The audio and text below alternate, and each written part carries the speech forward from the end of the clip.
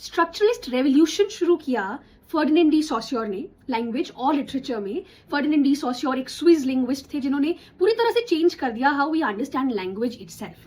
तो let's unpack उनके जो मेजर आइडियाज थे, क्विकली लेट्स रिवाइज देम। सबसे पहले है, उन्होंने कहा लैंग्वेज सिर्फ एक लिस्ट ऑफ वर्ड्स नहीं है, लैंग्वेज एक पूरा सिस्टम है साइंस का। हर एक वर्ड या हर एक साइन के दो पार्ट्स होते हैं, सिग्निफायर एंड सिग्निफाइड। सिग्निफायर क्या होता है?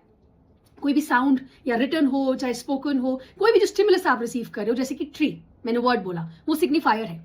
जो कॉन्सेप्ट आपके दिमाग में उस वर्ड को सुन के, उस साउंड को सुन के बनता है, that is signified. The concept of the tree in your mind is signified. Connection क्या है दोनों के बीच में? टोटली आर्बिट्रेरी, मतलब there is nothing tree like about the tree. Second concept that he talked about was langue and payroll.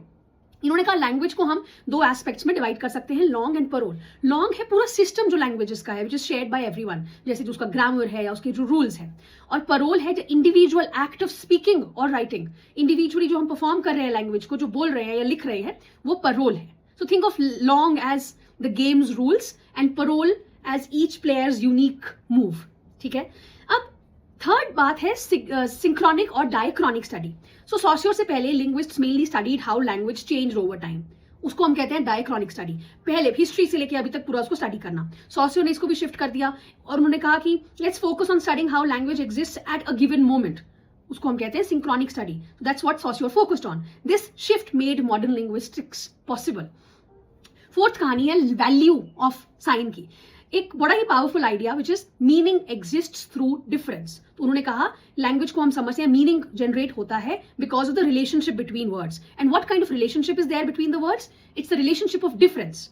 A word doesn't mean what it does because of what it is, but because of what it's not.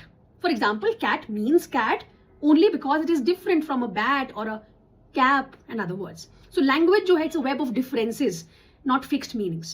Fifth is the foundation of structuralism. And finally, Saussure's ideas, they inspired structuralism. It was a movement that studied not what things mean, but how meaning is produced through underlying structures in language, in culture, and even literature. So to sum up, Saussure gave us signifier, signified, long and parole, synchronic study, diachronic study, meaning through difference, and of course the foundation of structuralism itself. You can go on to talk about other things as well, for example syntagmatic and paradigmatic relationships as well.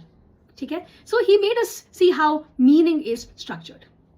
I'm Annie and this was your quick revision into Saussure's linguistic revolution. Please follow for more concepts of literature and theory and criticism. Thank you.